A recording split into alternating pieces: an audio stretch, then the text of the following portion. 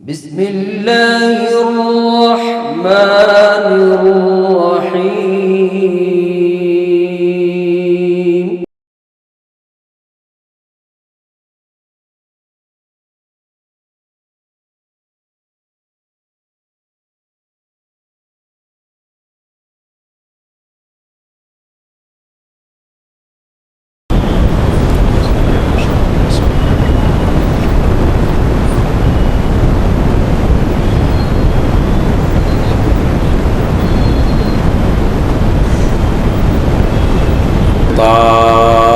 الليل الرجيم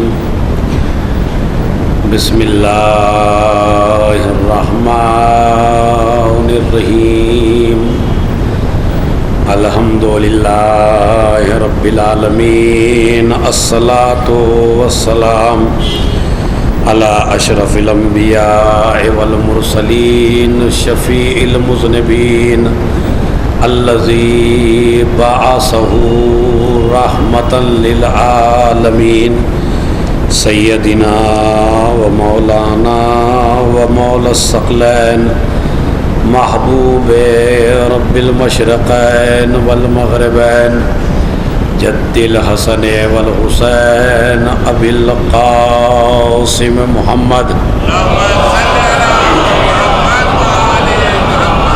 وعلى أهل بيته الطيبين الطاهرين المعصومين المظلومين الذين أذهب الله عنهم الرجس وطهرهم تطهيرا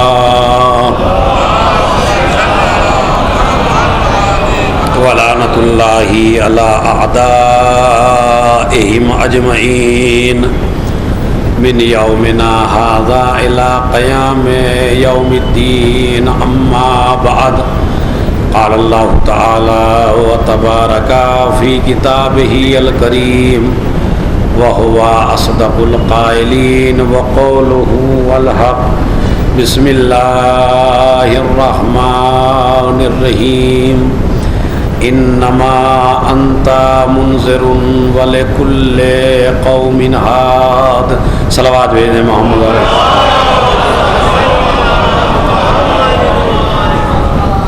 سب سے پہلے ایک مرتبہ سورہ حمد اور 3 مرتبہ سورہ قل هو اللہ کی تلاوت فرما کر سلاطین قطب شاہیہ اور مادر دکن حیات بخشی بیگم اور وہ متولیان امام بارگاہ جو مرحوم ہو چکے ہیں ان کی روح کو اور جتنے حاضرین ہیں ان کے مرحومین کی روح کے لیے ایک سورہ فاتحہ.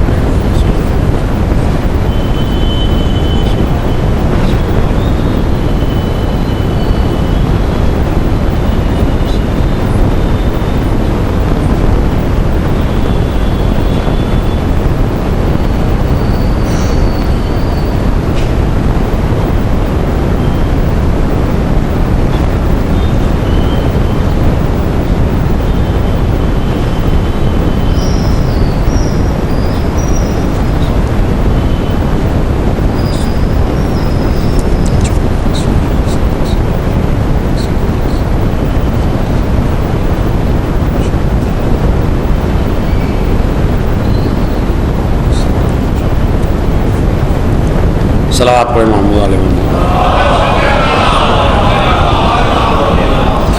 اور یہ تاکہ میں بھول نہ جاؤں بتاریخ 8 صفر بوقت 6 بجے 7 شام بمقام امکاس ہاؤس سابقہ زیدی منزل دارالشفا مقرر ہے. ذاکری مجھے ہی کرنا ہے اس مجلس میں، تو انشاءاللہ آپ وقت کا خیال رکھ کے اس مجلس میں ضرور تشریف لائیں. صلوات بھیجیں محمد علیہ محمد. تھوڑا تھوڑا شروع میں ہی آگے آ جائیں تاکہ پھر آنے والوں کو زحمت نہ ہو، جو آئے وہ پیچھے ہی بیٹھتا رہے. صلوات پڑھیں محمد علیہ محمد.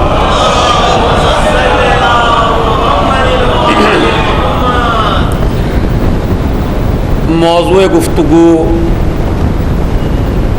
معرفت امام زمانہ جو مستقل شروع مجلس سے چل رہا ہے، اور اس میں یہ خیال رکھا گیا ہے کہ اپنے جتنے بھی شیعہ ہیں ان کے پاس اپنے امام کے وجود کے بارے میں کم سے کم 1-2 دلیلیں ہونی چاہیے. اسی لیے میں نے وہ بیان نہیں چھیڑا کہ جس میں ہماری ذمہ داریاں کیا ہیں، ہمیں کیا کرنا ہے، ہمیں کس طرح رہنا ہے. یہ موضوع میں نے نہیں چھیڑا کیونکہ اس موضوع پہ کافی پڑھا جا چکا ہے کہ غیبت امام میں ہماری ذمہ داریاں کیا ہیں، ایک چاہنے والے کو کیسا ہونا چاہیے. انشاءاللہ پھر کبھی موقع لگا تو وہ بعد میں آئے گا. سب سے پہلے تو ہماری بیس مضبوط ہونا چاہیے کہ ہمیں یہ ثابت کرنا چاہیے کہ ہمارا امام ہے. یہ بعد کی باتیں ہیں کہ ہماری ذمہ داریاں کیا ہیں، ہمیں کیسا ہونا چاہیے. پہلے یہ تو طے ہو کہ ایک علی ہے، پہلے یہ طے ہو کہ اس وقت ایک حسین ہے تاکہ ہم اس کا ساتھ دے سکیں. تو موضوع گفتگو چل رہا ہے کہ امام کے وجود پر کیا کیا دلیلیں ہیں. 7 دلیلیں قرآن مجید سے میں آپ حضرات کی خدمت میں پیش کر چکا ہوں، اور کل کا بیان حدیثوں کے ذیل میں تھا. 3 حدیثیں میں نے آپ حضرات کی خدمت میں پڑھی تھیں جو بالکل سامنے کی حدیثیں تھیں، اور میں اپنے موضوع کو اب یہیں سے شروع کرنا چاہتا ہوں. انی تارکن فیکم الثقلین، میں تمہارے درمیان 2 چیزیں چھوڑ کر جا رہا ہوں. کل کا بیان یہاں رکا تھا. تو یہ حدیث تمام اہل سنت کی کتابوں میں موجود ہے، تمام شیعوں نے لکھی ہے، اور تمام جتنے بھی حاضرین ہیں ان کے اذہان عالیہ میں بھی موجود ہے. میں تمہارے درمیان 2 چیزیں چھوڑ کے جا رہا ہوں، ایک قرآن اور ایک اہل بیت. یہ حدیث ہمیں بتاتی ہے کہ کوئی امام اس وقت ہونا چاہیے. دلیل کیا ہے؟ دلیل ہے، یہ بتائیے قرآن موجود ہے یا نہیں. یہ جو اس وقت قرآن موجود ہے ہمارے درمیان میں ہے یا نہیں ہے؟ اگر آپ کہتے ہیں کہ قرآن ہے تو نبی تو 2 چیزیں چھوڑ کے گیا ہے، پھر ایک کہاں ہے؟ بھائی نبی کہہ رہا ہے میں ایک چیز چھوڑ کے نہیں جا رہا ہوں. نبی کہہ رہا ہے میں 2 چیزیں چھوڑ کے جا رہا ہوں، ایک قرآن ایک اہل. اچھا اہل بیت سے بھی پہلے لفظ رکھا وَإِطْرَتِي، ایک قرآن ایک میری اطرت. اطرت یعنی میرے اہل بیت. اطرتی کا لفظ پہلے رکھا، اہل بیت نہیں کہا خالی، چونکہ اہل بیت میں بڑے جھگڑے کر دیے لوگوں نے. کسی نے اصحاب کو کہہ دیا، کسی نے ازواج کو کہہ دیا، کسی نے کسی کو کہہ دیا. ایک صلوات پڑھے محمد علیہ محمد.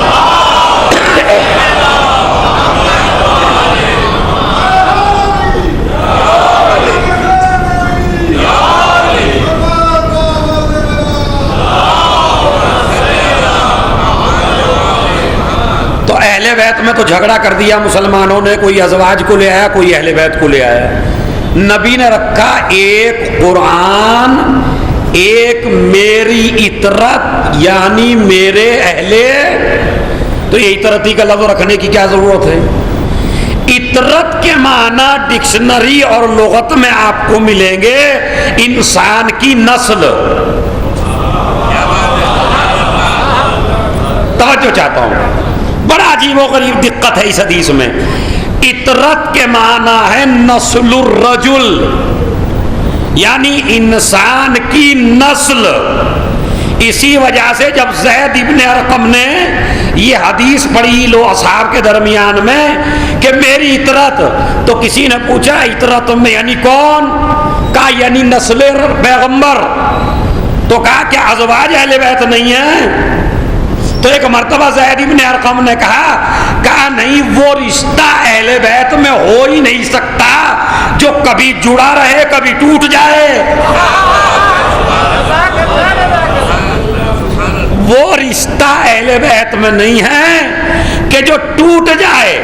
زید ابن ارقم نے مثال دی صحابہ کے درمیان میں کہ یہ زوجیت کا رشتہ ٹوٹ جاتا ہے. کیسے؟ کہا جب مرد عورت کو طلاق دے دے تو عورت اپنے ماں باپ کے پاس چلی جاتی ہے، شوہر سے رابطہ ٹوٹ جاتا ہے. نسل پیغمبر میں وہ آدمی ہے کہ جس کا رشتہ نہ یہاں ٹوٹے نہ وہاں ٹوٹے.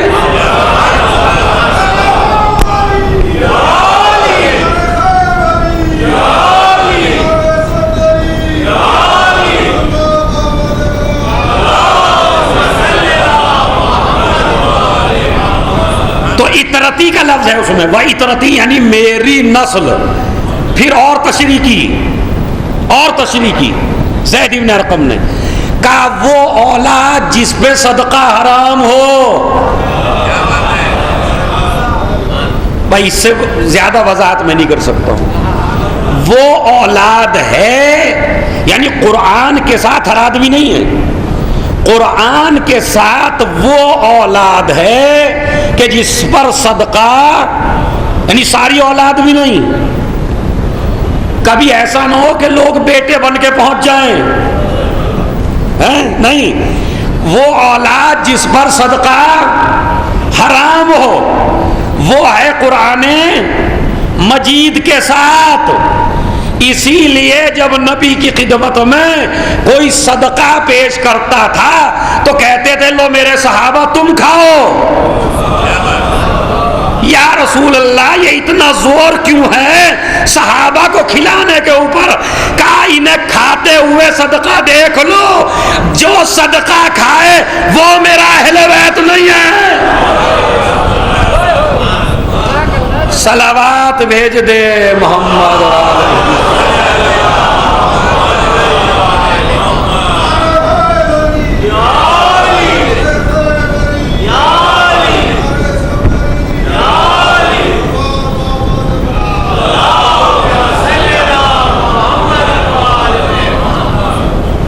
انی تارک فیکم ثقلین، میں تمہارے درمیان دو چیزیں دلیل، تاکہ میں موضوع سے ادھر، چونکہ یہ تو بہت بڑا موضوع ہے، یہ تو اشرے چاہیے اس میں. تو موضوع چل رہا امام زمانہ، دلیل کیا ہے؟ کہا جب یہ حدیث تمہاری کتابوں میں موجود ہے کہ میں دو چیزیں چھوڑ کے جا رہا ہوں اور تمہیں اس وقت ایک نظر آ رہی ہے اور ایک نظر نہیں آ رہی ہے، تو یا تو یہ کہو کہ ہے اور نظر نہیں آ رہی ہے مگر نظر، یا یہ کہیے کہ نہیں ہے ہی نہیں. اگر نہیں ہے تو پھر یہ حدیث غلط ہے، یہ حدیث غلط ہے تو پھر معاذ اللہ رسول سچا نہیں، رسول سچا نہیں تو پھر یہ قرآن سچا نہیں. اس لیے کہ یہ قرآن یہ کہہ رہا ہے یہ میرا پیغمبر نہیں بولتا جب تک اس کے اوپر وحی. اگر قرآن سچا نہیں تو خدا سچا نہیں. دیکھیں مسئلہ ایک امام کے ماننے کے اوپر ہے خالی. اگر آپ اس دور میں ایک امام نہیں مانتے تو نبی معاذ اللہ جھوٹے، نبی کے جھوٹا ہونے سے قرآن جھوٹا، قرآن کے جھوٹا ہونے سے خدا جھوٹا.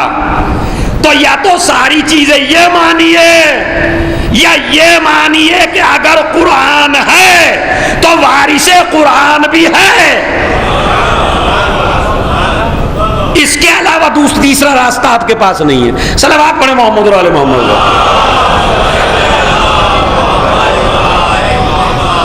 تو ہماری دلیل امام زمانہ کے اوپر کیا ہے کہ قرآن کا موجود ہونا اس بات کی دلیل ہے کہ اس کا معلم ہے، ورنہ حدیث کا کوئی مطلب نہیں رہتا. نبی کیا کہتے ہیں؟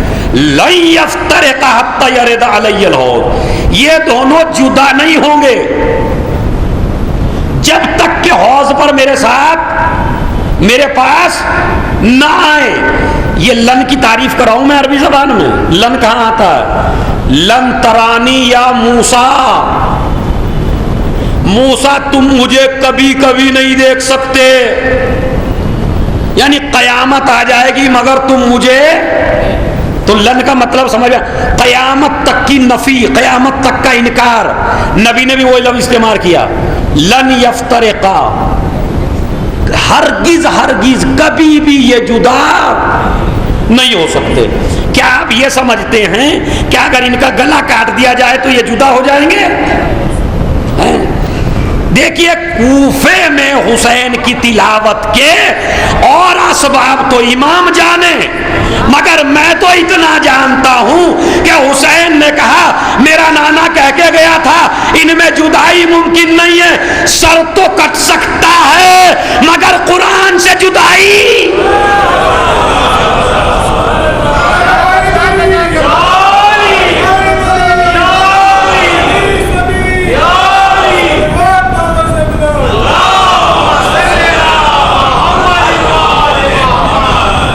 اور قرآن میں جدائی ممکن؟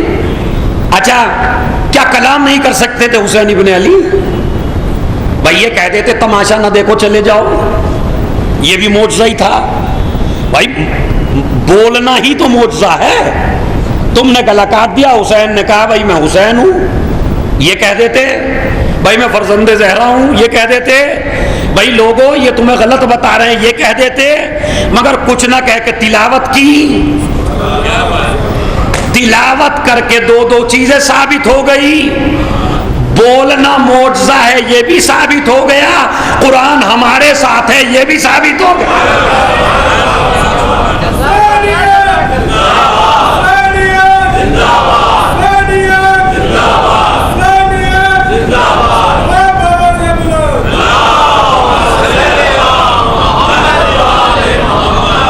بات سمجھ رہے ہیں؟ تو اگر امام کے وجود کو آپ نہیں مانتے تو اس حدیث کے پھر کوئی معنی نہیں۔ تو 3 دلیلیں ہو گئی حدیثوں سے امام کے اوپر، اگر آپ کے ایک بھی یاد رہ گئی یہ والی تو کافی ہے۔ 7 دلیلیں ہو گئی قرآن سے۔ اب آج سے میں داخل ہوتا ہوں عقلی دلیلیں۔ قرآن الگ، قرآن وہی مانے گا جو مسلمان ہو۔ یہ الگ مسئلہ ہے کہ دوسرا مان لیتا ہے مگر مسلمان ہی نہیں مانتا، اور خصوصاً جو کافی کہتا ہے وہ بالکل نہیں مانتا۔ کمال دیکھیے، جو جس کا نعرہ ہی ہو ہمیں کافی ہے وہ بالکل ہی نہیں مانتا۔ تو قرآن سے دلیل وہ دیجئے، حدیث سے دلیل یہ دیجئے۔ عقلی دلیل سنیے، ایک آدمی مذہب کو نہیں مانتا آپ کے، تو اسے آپ دنیا سے مثال دیجئے کہ کوئی ہے۔ کیسے؟ دنیا کے جتنے بھی انسان ہیں، عقلی دلیل دے رہا ہوں، جتنے انسان ہیں وہ مدنی اتباع ہیں۔ لفظ بھاری ہے، تشریح کرتا ہوں میں۔ یعنی کیا مطلب؟ انسان چاہے جتنا بڑا ہو جائے اکیلا زندگی نہیں گزار سکتا۔ ممکن ہے اس کے لیے؟ اگر اس دلیل میں تھوڑا سا 5 منٹ آپ کو خاموشی میں لگے گا، میں پہلے بتا رہا ہوں، اگر ادھر ادھر ذہن ہو گیا تو بھٹک جائیں گے۔ میری طرف ذہن رکھیے بالکل۔ انسان اکیلا زندگی نہیں گزار سکتا۔ اس کی فطرت میں، اس کی عادت میں، اس کے ذہن میں، اس کے مزاج میں یہ بات ہے کہ یہ اجتماع کے ساتھ رہنا چاہتا ہے، اکیلا رہنا نہیں چاہتا۔ اچھا بعض لوگ ایسے بھی ہوتے ہیں جو عجیب قسم کے تھوڑا سا پڑھ لکھ لیتے ہیں تو وہ اجتماع سے دور ہونے لگتے ہیں۔ اچھا ان کے بھی ذہن میں یہ ہوتا ہے تاکہ لوگ میری تعریف کریں۔ محتاج وہ بھی ہیں، وہ تعریف کے محتاج ہیں۔ کہا بھائی پڑھے لکھے آدمی الگ الگ رہتے ہیں، مگر وہ بھی الگ نہیں رہتا۔ جب کپڑے دھلوائے گا تو دھوبی کا محتاج، کپڑے بنوائے گا تو درزی کا محتاج، کھانا کھائے گا تو پکانے والے کا محتاج۔ سمجھ رہے؟ اور اگر بہت پیسہ ہے تب بھی کھائے گا تو ان کا تو محتاج ہے جو گیہوں بو رہے ہیں، جو دھان چاول اگا رہے ہیں ان کا محتاج ہے یا نہیں؟ تو کوئی بھی آدمی خالی نہیں ہے اس چیز سے۔ ہر آدمی کسی نہ کسی کا مریض ہو جائے تو ڈاکٹر کا محتاج، مقدمہ چل جائے تو وکیل کا محتاج، اجر رئیس زیادہ مبتلا ہوتے ہیں۔ تو جتنا بڑا اتنا محتاج۔ تو ایک طرف تو یہ اجتماع میں رہنا چاہتا ہے، کسی نہ کسی کا محتاج ہے ہر آدمی محتاج ہے۔ اور ایک طرف یہ، تو جب یہ اجتماعی ہے تو اب چونکہ مزاج بھی الگ الگ ہے ہر آدمی کا تو جھگڑا ہوگا۔ ایک طرف یہ محتاج ہے اجتماع کا، جب اجتماع ہوگا تو مزاج ایک نہیں، اس لیے کہ معصوم ہوتے تو مزاج ایک ہوتا۔ نہیں بھائی، معصوم ہوتے تو مزاج ایک ہوتا۔ ہماری مجبوری ہے کہ ہم غیر معصوم ہیں، غیر معصوم کا مزاج ایک بالکل الگ الگ ہوتا ہے۔ دلیل دوں آپ کو، جہاں معصوم ہوتا ہے وہاں چاہے 12 ہو جائیں نماز ایک ہی رہتی ہے، اور جہاں غیر معصوم ہو وہاں چاہے چار ہی کیوں نہ ہو۔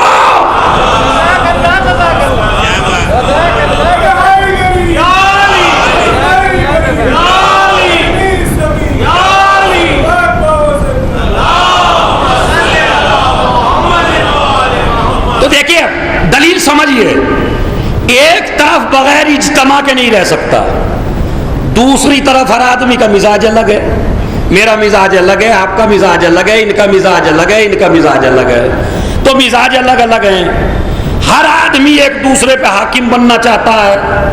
جب مزاج الگ الگ ہیں تو آپ کے مزاج کے خلاف ہوگا تو جھگڑا ہوگا، ان کے مزاج کے خلاف ہوگا تو جھگڑا ہوگا، اس کے مزاج کے خلاف ہوگا تو جھگڑا ہوگا، تو جب اکٹھا ہوں گے تو جھگڑا بھی ہوگا، چونکہ غیر معصوم ہیں، مزاج الگ الگ ہیں۔ تو جب مزاج الگ الگ ہے سب کا، تو اب تاکہ ایک آدمی دوسرے پہ ظلم نہ کرے، دوسرا کسی کا حق نہ چھینے، دوسرا کسی کو پریشان نہ کرے، اس لیے ضرورت پڑی کہ کوئی قانون ہو۔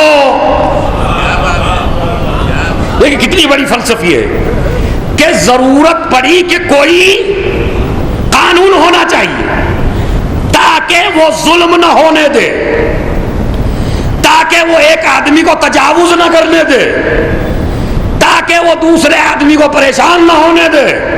تو اب ضروری ہے کہ قانون ہو، لہذا اسی لیے ہر ملک میں ایک قانون بنایا جاتا ہے، حالانکہ اگر سڑک پہ بھی چلو تو بے قانون نہیں، ورنہ ایکسیڈنٹ زیادہ ہوں گے، تو ایک قانون کی ضرورت ہے۔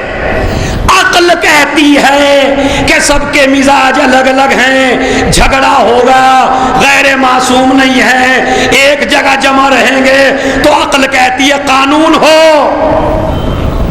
اچھا جب عقل نے یہ کہہ دیا کہ قانون ہونا چاہیے، تو عقل نے دوسرا قدم اٹھایا کہ کوئی ایسا بھی ہو جو پورے قانون کو جانتا ہو۔ عقل کہتی ہے یا نہیں کہتی؟ تو کوئی ایسا ہو جو قانون کو نافذ کرنے والا ہو۔ اچھا قانون نافذ کون کرے گا؟ جاہل قانون نافذ نہیں کر سکتا، اس لیے کہ اسے پتہ ہی نہیں ہے۔ اچھا آدھا قانون پتہ ہو آدھا نہ پتہ ہو، وہ بھی قانون جاری نہیں کر سکتا۔ اچھا 90% پتہ ہو 10% نہ پتہ ہو، کہانی وہ بھی نہیں کر سکتا۔ تو اس کا مطلب ہے وہ عقل کہتی ہے وہ ہو کہ جسے ہر قانون کا پتہ ہو۔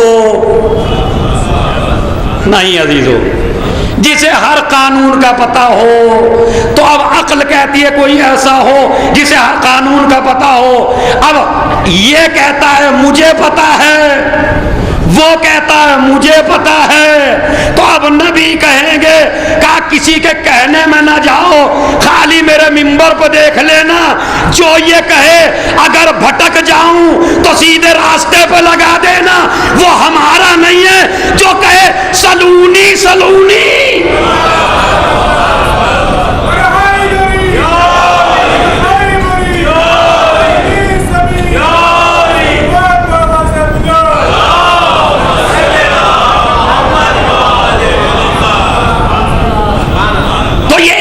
دلیل ہے آپ کے امام کے اوپر کہ کوئی نافذ کرنے والا ہونا چاہیے۔ اچھا دوسری دلیل، اگر آپ حیوانات کو بھی دیکھیں، کوئی گروہ ایسا نہیں جس کو کوئی حاکم نہ ہو۔ اگر 10 آدمی بہکے ہوئے ان کا بھی حاکم ہے، بات سمجھ رہے ہیں؟ فرض کہ یہ شیعوں میں کئی فرقے ہیں تو ان کا بھی ایک ہے بڑا یا نہیں ہے؟ کوئی بھی ہو، سمجھ رہے ہیں؟ ان کا بھی ایک بڑا ہے۔ حیوانات کو دیکھیے، حیوانات میں بھی ایک سردار ہے۔ چیمٹیوں کو دیکھیے، چیمٹیوں میں بھی ایک ہے۔ شہد کی مکھیوں میں دیکھیے، ایک ہے یا نہیں ہے؟ اور اسے کہتے ہیں یاسوب،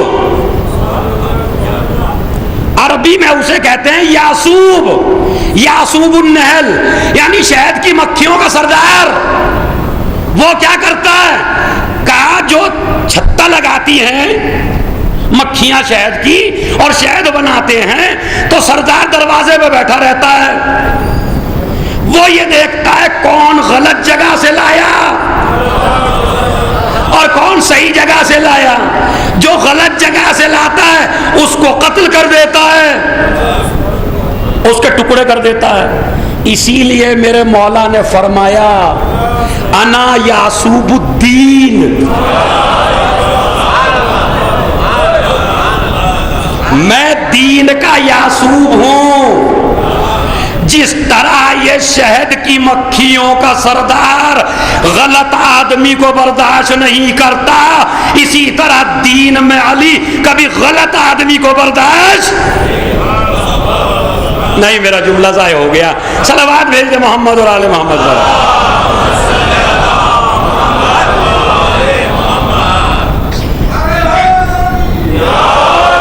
اچھے آدمی پہ علی کی تلوار چلتی نہیں ہے، سمجھنا؟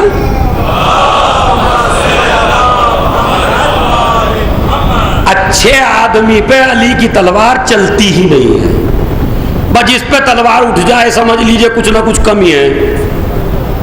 بات سمجھ رہے ہیں؟ عادل ہے امام. انا یعصوب الدین، میں یعصوب ہوں دین کا. غلط آدمی مجھے برداشت، اسی لیے کہا گا امیر المومنین. میں غیر مومن کا امیر نہیں ہوں، میں مومنین کا امیر ہوں، نیکوں کا امیر ہوں. تو اس میں بھی ایک سردار ہوتا یا نہیں ہوتا؟ اس میں بھی سردار ہوتا. اچھا انسان کے اعضاء، یہ بھی دلیل سن لیجئے. اور انسان کے اعضاء ان میں بھی ایک سردار ہے یا نہیں؟ کیا ہے؟ کیا کہتے ہیں اسے؟ دل نہیں، قلب. عربی میں کہتے ہیں اسے قلب. یہ حاکم ہے، اعضاء کا حاکم ہے. اگر یہ حکم نہ دے تو ہاتھ نہ اٹھے، اگر یہ حکم نہ دے تو پیر نہ اٹھے، اگر یہ حکم نہ دے تو آدمی چل کے نہیں جا سکتا. اسی وجہ سے کہا جاتا ہے کہ شجاعت کا تعلق ہاتھوں سے نہیں ہے، دل سے ہے. ارے بھائی اس سے کیا اشارہ دوں میں آپ کو؟ اگر دل کمزور ہے تو جنگ سے بھاگے گا، دل قوی ہے تو جم کے رہے گا. دل کمزور ہے تو چاہے نبی پہلوئی میں کیوں نہ ہو روتا رہے گا، کیونکہ دل کی کمزوری ہے. لمبا تڑنگا نہ دیکھیے، موٹا تازہ نہ دیکھیے، یہ دیکھیے دل میں کتنی گنجائش ہے.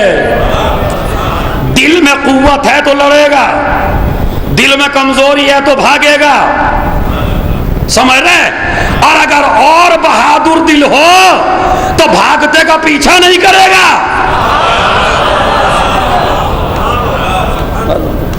ایک بات جب آ گئی منبر پہ تو بھائی کہتا چلوں میں، جنگ خیبر ہو رہی ہے، جنگ نہیں مجھے پڑھنی ہے، خیبر ہو رہی ہے، اور مرحب کا بھائی مقابلے پہ آیا اور علی نے وار کیا، وہ برداشت نہ کر سکا تو وہ بھاگ لیا، تیز بھاگا. خوب تاریخ قمیص علماء اہل سنت کی کتاب ہے، اس میں وہ تیز بھاگا.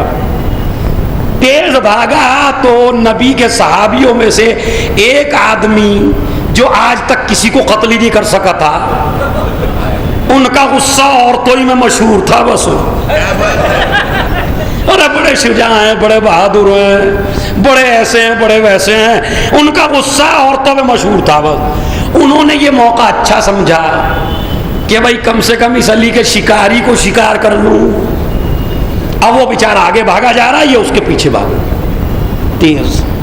اچھا وہ بھی تیز بھاگا جا رہا ہے. جب اس کے ہوش کچھ ٹھکانے آئے مرحب کے بھائی کے، تو اس نے سوچا بھائی یہ علی تو ہو نہیں سکتا، اس لیے کہ علی تو بھاگتے کا پیچھا نہیں کرتا. اب اس نے چین کی سانس لی اور تلوار لے کے یقین کے ساتھ ادھر مڑا. اب مسئلہ بالکل الٹا، وہ آگے آگے اور یہ پیچھے. انہوں پکڑ لیا، تلوار لے کے رکھ دی سینے پہ. کون؟ کہا بھائی تم تو بھاگ رہے تھے، آئے کیسے؟ اس لیے کہ دشمن ضرور ہوں مگر علی کے بارے میں اتنی معرفت ہے کہ وہ کمزوروں پر ظلم نہیں کرتا.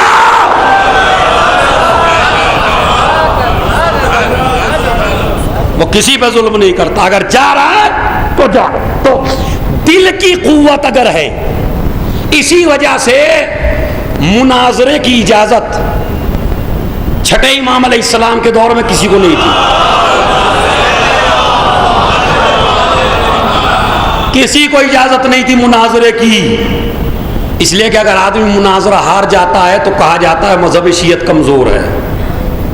خبردار، اگر تم میں طاقت نہیں ہے تو مناظرہ نہیں کرنا، چپ چاپ واپس آ جانا، ہمارے مذہب کو ذلیل نہ کرنا. بات سمجھ رہے ہیں؟ جس میں قوت ہو، جس میں، اسی وجہ سے 4000 شاگرد تھے چھٹے امام کے، لیکن سب سے کہتے تھے مناظرہ نہیں کرنا، مناظرہ نہیں کرنا. لیکن ایک ہشام ابن حکم تھے، ان سے کہتے تھے تم ہر جگہ مناظرہ کرنا. کیوں؟ اس لیے کہ ہمیں پتا ہے جہاں بھی جاؤ گے غالب ہو کیا ہوگے. عمر ابن عبید اس کو امام کا وجود سمجھا رہا ہے ہشام، امام کا وجود کہ امام ہے، ہر دور میں ہوتا ہے. عمر ابن لبید سے کہا ہشام نے، ہشام یہ عمر ابن لبید منکر ہے امامت کا، اسے سمجھا رہا ہے. کیا کہتا ہے ہشام؟ کہتا ہے کیا تمہارے آنکھیں ہیں؟ یہ کیسا سوال؟ کہاں ہیں؟ کا کیا کرتے ہو ان سے؟ کا دیکھتا ہوں. کا کان ہیں؟ ہاں. کیا کرتے ہو؟ کا سنتا ہوں. اس کے ہاتھ ہیں؟ ہے. کیا کرتے ہو؟ کا کام کرتا ہوں، ہاتھ لگا کے دیکھتا ہوں کون سی چیز نرم ہے، کون سی چیز سخت ہے. دیکھیں دنیا کا جتنا بھی علم ہے وہ 5 چیزوں سے حاصل ہوتا ہے بس. سمجھ رہے؟ یا ہاتھ سے، یا آنکھ سے، یا کان سے، یا سونگنے سے، یا چکھنے سے. دنیا میں جتنا بھی علم ہے، کسی بھی چیز کا آپ علم حاصل کریں، مثلا اگر آپ کو کڑوا اور میٹھا دیکھنا ہو کہاں سے پتہ لگائیں گے؟ ہاتھ سے. ہاتھ سے تو نہیں لگا سکتے نا، زبان سے لگائیں گے. اچھا نرم اور نازک دیکھنا ہو تو آنکھوں سے یا زبان سے؟ صلوات پڑھیں محمد علیہ. یہ ہو جاتا ہے جوش میں. بھائی نرم اور نازک کا پتہ نہ آنکھ سے پتہ چلے گا، نہ زبان سے، ہاتھ سے پتہ چلے گا. تو اس کا مطلب یہ ہے کہ جو چیز ہاتھ سے پتہ چلی وہ آنکھ کے لیے غائب ہے.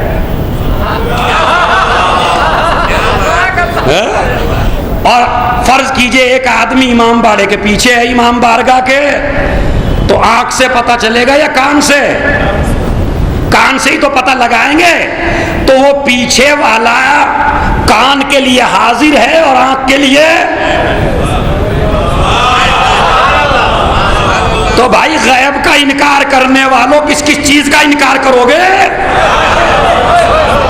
جو چیز کان کے لیے حاضر ہے وہ آنکھ کے لیے غائب ہے، اور جس کا پتہ آنکھ لگاتی ہے وہ کان کے لیے غائب ہے.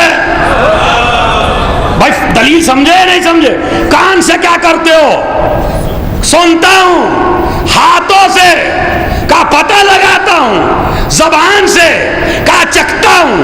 ناک سے کا سونگتا ہوں. کا یہ بتا ان کا حاکم کون ہے؟ اس نے کہا دل. کہا بھائی مجھے پھر یہ اعضا تو نظر آئے، تمہارا دل نظر. یہ شام سے کہنے لگا پاگل ہو گئے ہو، دل دکھائی دینے کی چیز نہیں ہے. کہا پھر میں تو اسے ہی مانوں گا جو دکھائی دے. کہا نہیں جناب، کچھ چیزیں ایسی ہوتی ہیں کہ ضروری بہت ہوتی ہیں. کہا دلیل دے اس بات کے اوپر کہ دل ہے. نہیں بہت بڑی دلیل دی ہشام عزیزو. دلیل دو اس بات کے اوپر کہ دل ہے. کا ہاتھ کا چلنا، پیروں کا اٹھنا، آنکھوں کا دیکھنا، کانوں کا سننا یہ بتا رہا ہے کہ دل ہے.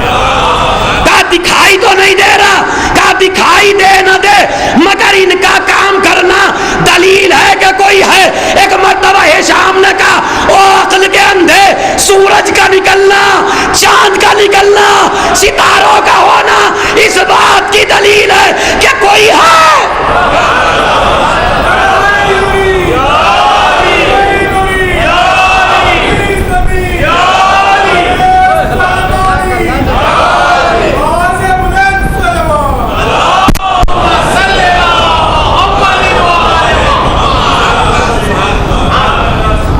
تو دل حاکم ہے، دل نے حکم کیا، ہاتھ نے اٹھایا، دل نے کہا تو پورا جسم جو ہے، لفظ تھوڑا سا بھاری ہو جائے تو معاف کرنا، مملکت جسمانی کا حاکم غائب ہے۔ یہ جو مملکت جسمانی ہے اس کا جو مالک ہے دل، وہ غائب ہے۔ اچھا، کتنی دلیلیں ہو گئی عقلی؟ 2۔ تیسری دلیل ایسی دیے دیتا ہوں انشاءاللہ آج منبر کی برکت سے کہ جس کے بعد کوئی انکار ہی نہیں کر سکتا۔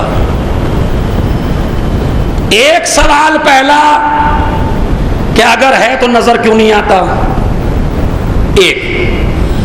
دوسرا سوال، جو غائب ہو وہ ہدایت کر سکتا یا نہیں کر سکتا؟ ٹھیک، ان دونوں کا جواب میں دے رہا ہوں آپ سے۔ اگر کوئی یہ کہے کہ ہے تو دکھائی کیوں نہیں دیتا؟ عقلی دلیل بالکل سامنے کی۔ اگر کوئی کہے آپ کے پاس کیا دلیل ہے کہ تمہارا امام ہے، تو آپ کہیے خود آپ کا وجود دلیل ہے کہ امام ہے۔ نہیں، ابھی جب سمجھاؤں گا تو انشاءاللہ مزہ آئے گا۔ انسان کا وجود دلیل ہے کہ امام ہے۔ دنیا کا ہر انسان 2 چیزوں سے بنا ہے، ایک جسم سے اور ایک، ہاں بولیے میرے ساتھ، ایک جسم سے ایک روح سے، تیسری چیز تو نہیں ہے کوئی۔ ہر انسان میں 2 چیزیں ہیں، ایک جسم ہے ایک روح ہے، ان سے ہر انسان بنا ہے۔ اچھا، ایک جز تو اس کا نظر آتا ہے اور دوسرا جز اس کا نظر، وہ کیا ہے؟ روح۔ ہم نے کہا کہ آپ مردہ ہیں، آپ میرے سامنے بیٹھے لیکن مردہ ہیں۔ کہا جی کون کہتا مول صاحب مردہ کیوں ہوتا ہے؟ میں تو زندہ ہوں۔ کہا کیوں؟ کہا میری روح میرے اندر ہے، روح میرے اندر ہے۔ اچھا، کس کے اندر نہیں ہے روح؟ جس کے اندر نہیں وہ مردہ۔ یہ بتائیے کیا کبھی دیکھی روح؟ کبھی دیکھی نہیں دیکھی۔ اچھا، جب آپ مر گئے روح نکل گئی تو نکلتے ہوئے دیکھا؟ نہیں دیکھا، نہ نکلتے ہوئے دیکھا نہ جب اندر تھی تو دیکھا۔ ہم نے کہا ہم تو آپ کے نظریے کے قائل ہیں، جو چیز نظر نہیں آتی ہم اسے مانتے ہی نہیں ہیں۔ جب ہم یہ کہتے ہیں ہمارا امام ہے، آپ کہتے ہیں ہے تو نظر آنا چاہیے، تو ہم بھی آپ سے کہتے ہیں اگر آپ کے اندر روح ہے تو نظر آنی چاہیے۔ کہا نہیں، وہ نظر نہیں آتی، غائب ہے۔ اچھا یہ بتائیے جسم حاکم ہے روح پر یا روح حاکم ہے جسم پر؟ ارے بھائی ایک ایک آدمی سے توجہ چاہتا ہوں، جسم حاکم ہے یا روح؟ روح حاکم ہے، جسم تو نہیں۔ تو اس کا مطلب یہ ہے کہ اللہ نے ہر آدمی کے وجود میں حاکم اسے بنایا جو غائب ہو۔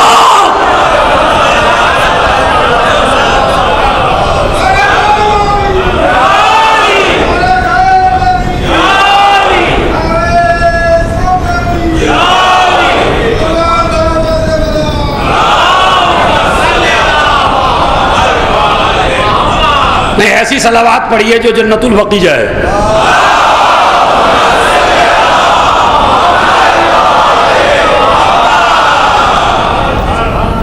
تو پہلے سوال کا جواب ہوا یا نہیں کہ جو چیز ہے اسے نظر آنا چاہیے؟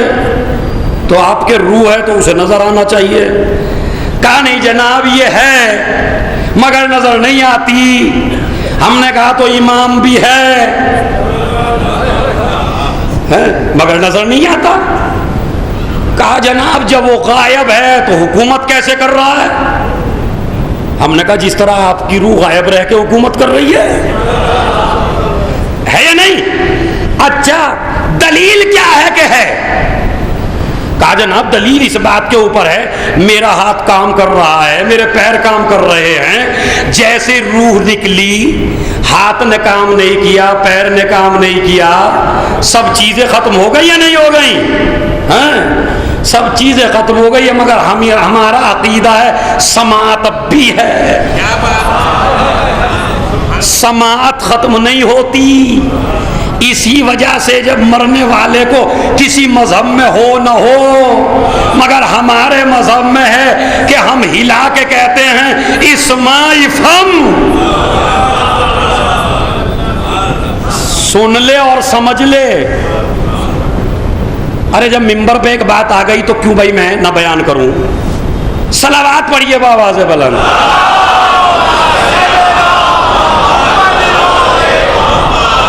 اسمع افہم. آپ ذرا تمام سنی شیعہ کتابوں میں پڑھیے جب آدمی کی روح نکلتی ہے تو کتنی تکلیف ہوتی ہے.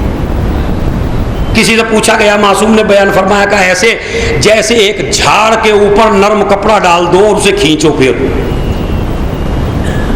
یعنی اگر آپ، اسی لیے روایت میں ہے کہ جب مردے کو لے کے چلیے تو آہستہ آہستہ چلیے، تیز نہ چلیے، چونکہ اس کو تکلیف ہوتی ہے جب آپ تیز چلتے ہیں. یہ روایات ہیں باقاعدہ. جب قبر کے پاس لے کے جائیے تو ایک دم نہ لے کے جائیے، 3 جگہ روکیے، چونکہ نیا نیا آدمی ہے، اپنی جگہ سے مانوس ہو جائے. یہ کتنی باریکیاں شریعت میں. اچھا اتنی تکلیف ہو گئی علی والے کو یا مرنے والے کو روح نکلنے میں. اچھا بخار زیادہ آدمی کو پریشان کرتا ہے یا روح کا نکلنا؟ میں نے ایک مصلحت کے لیے بخار استعمال کیا ہے. بخار یا روح کا نکلنا؟ کہا سب سے سخت ہے روح کا نکلنا. مگر جب ہم نے علی والے کو قبر میں لٹایا تو کیا کہا؟ اسمع افہم، سن اور سمجھ. سن اور سمجھ. سننے کا تعلق کانوں سے ہے، سمجھنے کا تعلق عقل سے ہے. سننے کا تعلق کانوں سے ہے، سمجھنے کا تعلق عقل سے ہے. اسمع کہہ کے بتایا اس کے کان صحیح ہیں، افہم کہہ کے بتایا اب بھی اس کی عقل صحیح ہے. تو جب مومن کی عقل خراب نہ ہو تو تھوڑے سے بخار میں رسول کی عقل.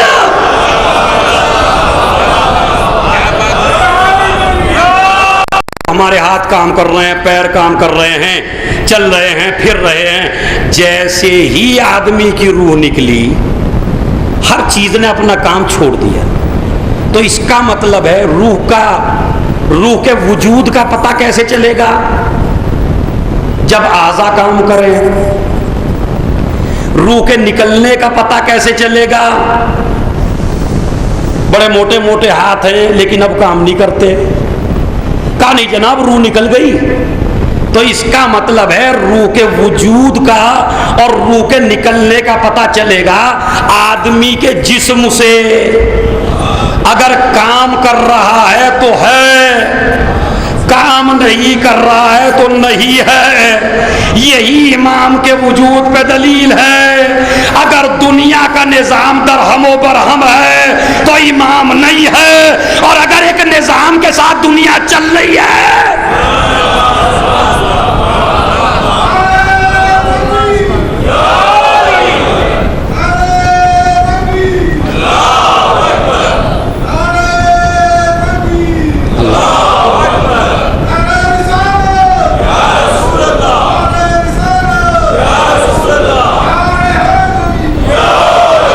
سنیے آج عقلی دلیل ہے.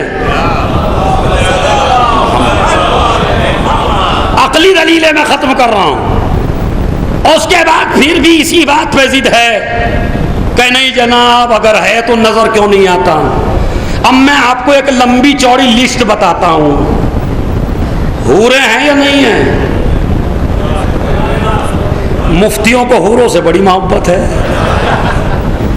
ملے گی جاتی جنت میں، اما انہیں ملے نہ ملے، مگر معصوم نے فرمایا جو ہم پہ صلوات بآواز بلند بھیجتا ہے اسے ملتی ہے۔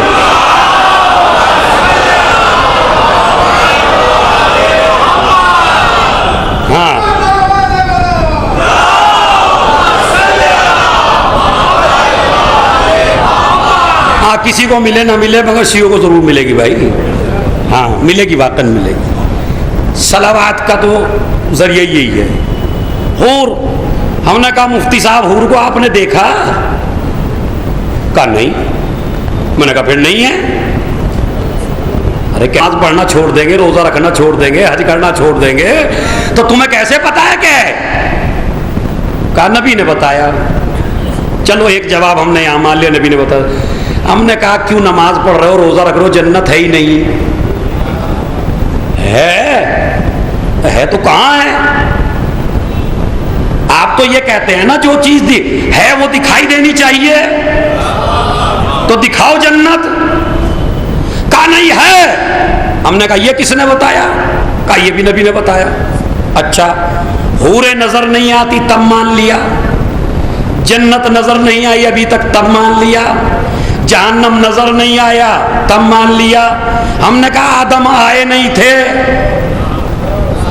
کہا مولوی صاحب کیا ہو گیا، آپ کو تھے؟ کہ کس نے بتایا؟ کہا نبی نے بتایا۔ تو دکھائی دیجئے۔ کہا نہیں تھے مگر نظر نہیں آ رہے۔ تو 1,24,000 نبی تم نے دیکھے؟ قرآن میں نام ہی دکھا دو۔ ہر بات پہ تو یہ ضد کرتے ہو آل محمد کے فضائل میں قرآن میں دکھاؤ، قرآن میں دکھاؤ، تو پھر 1,24,000 دکھاؤ قرآن میں۔ کبھی کبھی تو یہ آتا ہے، جملہ سنیے، کبھی کبھی یہ بھی بات آتی ہے کہ یہ نعرے لگاتے ہو یا علی یا علی، یہ قرآن میں دکھاؤ۔ اب بالکل ٹھیک ہے۔ ہم نے کہا آپ کا نعرہ کیا ہے؟ کہا اللہ اکبر۔ ہم نے کہا اسے قرآن میں دکھا دیجئے۔ ہر جنگ میں نعرہ لگاتے ہو اللہ اکبر، ہر جنگ میں لگا، نبی کے سامنے بھی لگا، نبی کے بعد بھی لگا، آج بھی لگ رہا ہے۔ داعش جیسے ملعون بھی اللہ اکبر لگا رہے ہیں، لگا رہے۔ دکھاؤ قرآن میں، پورے قرآن میں اللہ الگ ہے، اکبر الگ ہے۔ اللہ اکبر ایک ساتھ نہیں ہے۔ تو بھائی ہم سے ہی ضد کیوں ہے اور بات قرآن میں دکھائیں؟ آپ دکھائیے قرآن میں، مغرب کی 3 رکعت اس طرح پڑھی جاتی ہے، دکھائیے۔ عشاء کی 4 رکعت پڑھی جاتی ہے، دکھائیے۔ حج کے سارے اعمال دکھائیے۔ اور اگر یہی ضد ہے نہیں ہونا چاہیے، ہم نے کہا پھر ماتم بھی قرآن میں ہے، یا علی بھی قرآن میں ہے، مجلس بھی قرآن میں ہے۔ جس بارے میں وہ ساری چیزیں ہیں اسی بارے میں یہ ساری چیزیں ہیں۔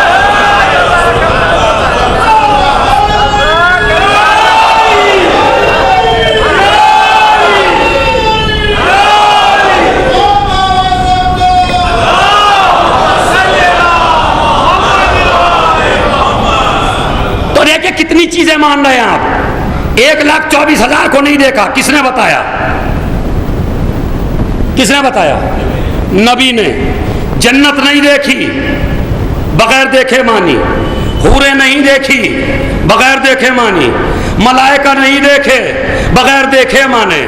کوثر نہیں دیکھا، بغیر دیکھے مانا۔ سلسبیل نہیں دیکھی، بغیر دیکھے مانی۔ تسنیم نہیں دیکھی، بغیر دیکھے مانی۔ کوثر نہیں دیکھی، بغیر دیکھے مانی۔ اللہ نہیں دیکھا،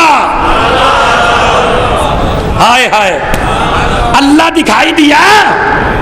کہا نہیں۔ ہم نے کہا پھر یہ ساری چیزیں نہیں ہیں۔ کہا نہیں جناب، ہمیں نبی نے بتایا۔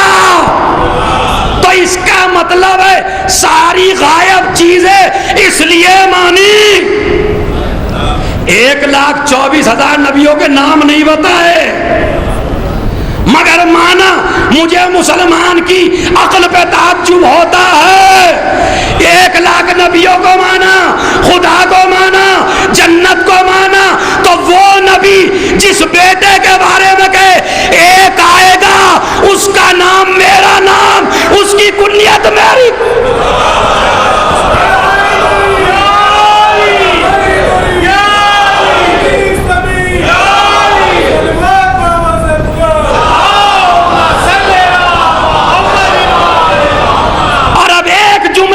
کہ ساری دلیلیں ختم کرتا ہوں. ارے دو غائب شروع سے چل رہے ہیں, دو غائب چل رہے ہیں شروع سے. ایک تو خدا مانا یا نہیں مانا, اور ایک ابلیس کو بھی مان رہے ہو. میں نے جب کہا گل گیا ہوگا, سڑ گیا ہوگا, مر گیا ہوگا, اب میں پتے کی بات کر کے وہ مجلس کو یہی تمام کرتا ہوں. ایک غائب تم مانتے ہو, ایک غائب ہم مانتے ہیں. تم ابلیس کو مانتے ہو, ہم غدیر کے امام کو مانتے ہیں.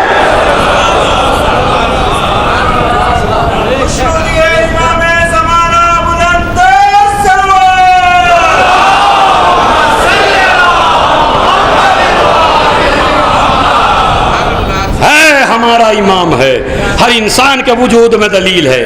وہ غائب رہ کر اسی طرح ہدایت کر رہا ہے کہ جس طرح سورج بادلوں کے پیچھے رہ کے روشنی پہنچاتا ہے. ایک ہے انشاءاللہ. اب کون ہے وہ کل پتہ چلے گا. شروع کر دیا میں نے. نبی نے فرمایا ایک میرا ہادی آخر میں آئے گا جس کا نام میرا نام ہوگا, جس کی کنیت میری کنیت ہوگی, جس کا لقب میرا لقب ہوگا, جس کی سیرت میری سیرت ہوگی. پورا بتایا ہے بھائی. تو مجھے تعجب ہوتا ہے, اچھا اللہ ایسا غائب ہے جو نہ نظر آیا نہ نظر آئے گا, قیامت ایسا غائب ہے جو بعد میں نظر آئے گا, مگر یہ سلسلہ تو وہ ہے جس کے کچھ پہلے آ بھی چکے ہیں. ہم ہر مسلمان کو دلیل دیتے ہیں. آپ یہ بتائیے اس کی زبان کے کہے ہوئے 11 آئے یا نہیں آئے؟ بھائی اگر کسی کو سچا جھوٹا دیکھا, اگر معصوم بھی نہ مانو رسول کو, تو اس نے 12 کی فہرست بتائی تو 11 آ چکے یا نہیں آ چکے؟ ہاں. اب ایک جملہ کہوں آپ کی سماعت پہ دبار کر کے, 11 کا آنا اس بات کی دلیل ہے کہ 12واں ہے.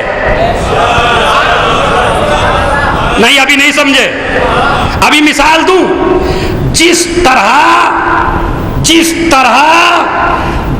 طرح زمین پہ پانی کا بہنا اس بات کی دلیل ہے کہ زمین کے اندر پانی ہے, اسی طرح 11 کا آنا اس بات کی دلیل ہے کہ 12واں ہے.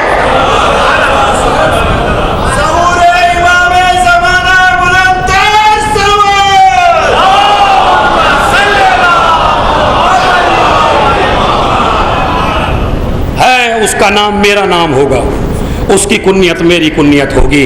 تو جب مسلمان ماننے پہ آتا ہے تو ایسوں کو مان لیتا ہے جن کا نام نہیں پتا, سیرت نہیں پتی, اور جب نہ ماننے پہ آتا ہے تو اسے نہیں مانتا جس کا نام بھی بتا رہے ہیں, کنیت بھی بتا رہے ہیں, سیرت بھی بتا رہے ہیں, اس کا حلیہ بھی بتا رہے ہیں.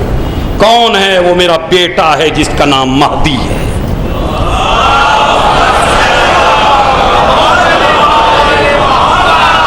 انشاءاللہ یہ ولادت پہ اشرا ختم ہو جائے گا, پھر موضوع آگے بڑھے گا انشاءاللہ.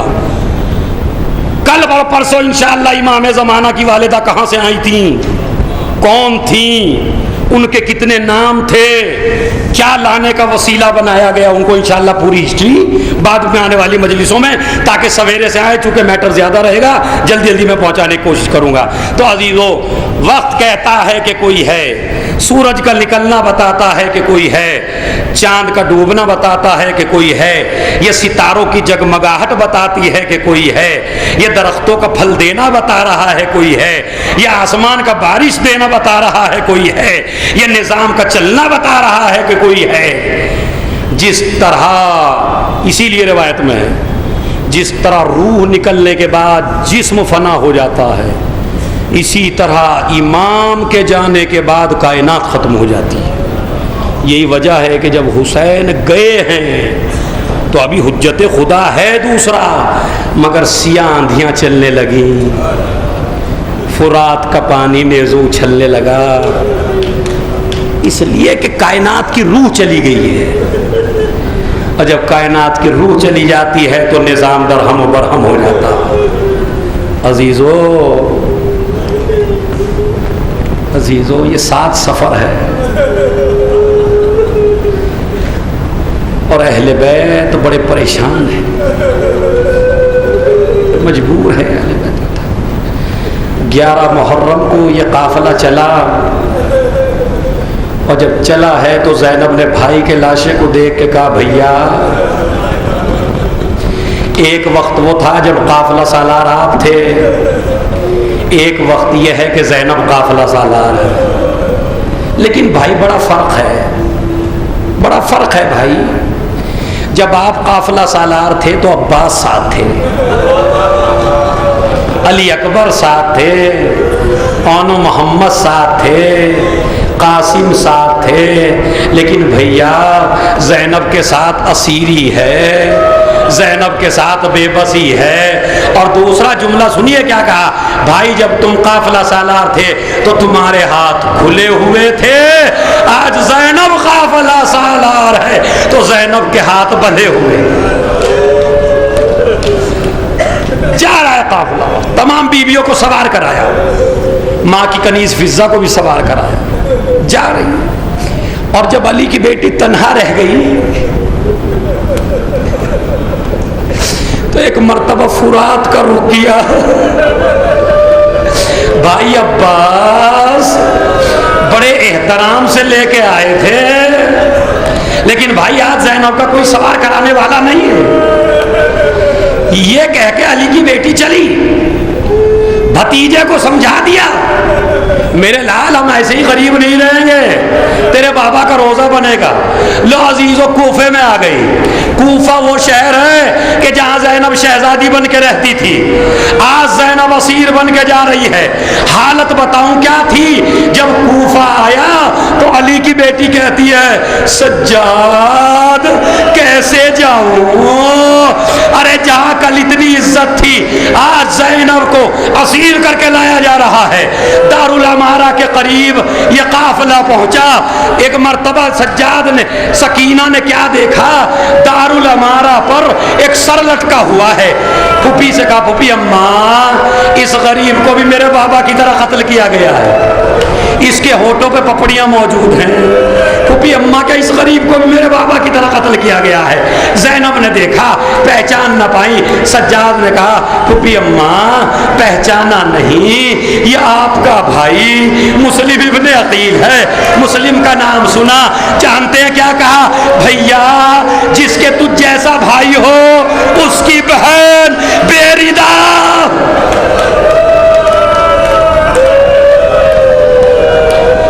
اس کی بہن بیریدہ آئی ہے۔ ایک مرتبہ یہ بات زوجہ مسلم نے سنی، سن کے کہا میرے والی و وارث میری اسیری کا سلام، میری بے بسی کا سلام، میری مجبوری کا سلام، اور تو کچھ پوچھنا نہیں چاہتی۔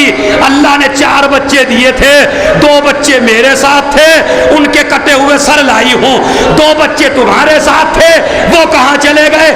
آواز آئی ان کو نہ پوچھو، ان کی خبر تو مسلم کو بھی نہیں ہے۔ لو عزیزو قافلہ ابن زیاد کے دربار میں پہنچا، علی کی بیٹی پرانا لباس پہنے زمین پہ بیٹھی ہے، اور ابن زیاد چھڑی لب حسین پہ رکھ رہا ہے۔ زینب بھی لگ گئی، ہائے ارے ان ہونٹوں کو میرا نانا بوسے دیا کرتا تھا۔ اب سنیے عزیزو، راوی کہتا ہے، برداشت نہیں کر سکیں گے سن لیجئے بس، راوی کہتا ہے کہ میں نے دیکھا سید سجاد ہاتھوں میں ہتکڑیاں، پاؤں میں بیڑیاں، گلے میں خاردار تو، رنگ بالکل پیلا ہو گیا ہے، تھر تھر کانپ رہے ہیں۔ میں ان کے قریب گیا، مولا آپ تو امام ہیں، امام بہادر ہوتا ہے، آپ کیوں کانپ رہے ہیں؟ جب آپ کے چچا مسلم کو اس دربار میں گرفتار کر کے لایا گیا تھا تو میں اسی دربار میں تھا، مگر ظالم کی نظروں میں نظریں ڈال کے بات کی تھی، کانپ نہیں رہے تھے۔ مولا آپ کیوں کانپ رہے ہیں؟ ایک مرتبہ کا بھائی تو نے انصاف نہیں کیا، جب میرا چچا آیا تھا تو اکیلا آیا تھا، میں آیا ہوں زینب کا ساتھ۔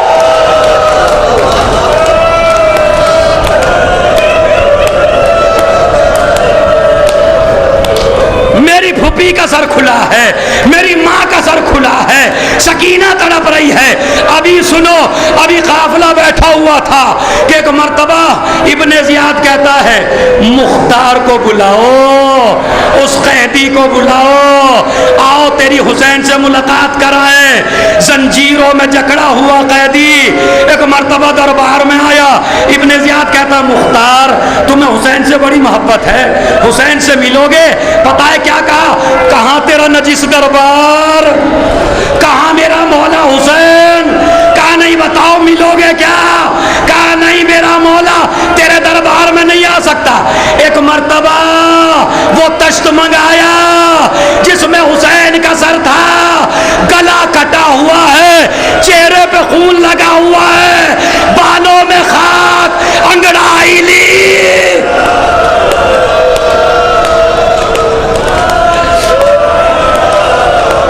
سنیے عزیزو، مختار نے انگڑائی لی، انگڑائی لے کے زنجیروں کو توڑا، تلوار اٹھا لی۔ ابھی تلوار اٹھائی تھی کہ پیچھے سے ایک ضعیف سا آدمی آیا، پشت پہ ہاتھ رکھا، چچا مختار صبر کرو۔ کہا کون؟ میں تیرا چوتھا امام۔ مختار نے رخ پھیرا، کہا چچا نظروں کو جھکا لو۔ کہا کیوں؟ کہا علی کی بیٹی، نبی کی نوازی، بے مخلوج۔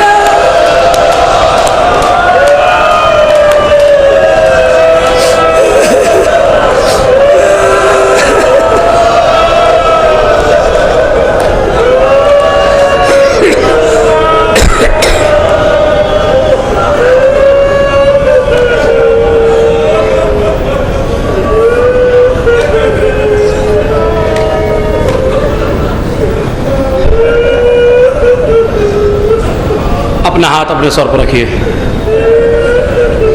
تھوڑا سا چہرہ قبلے کی طرف کر سکتے ہیں۔ بسم اللہ الرحمن، بلند آواز سے اللہم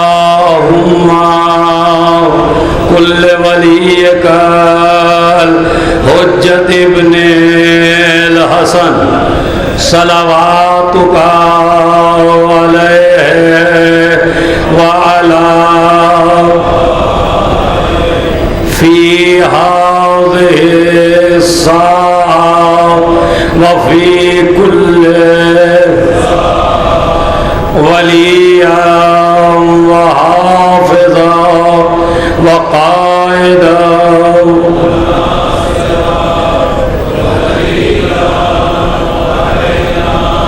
حتی تسکنہ وتمتعہ۔ ماتم حسین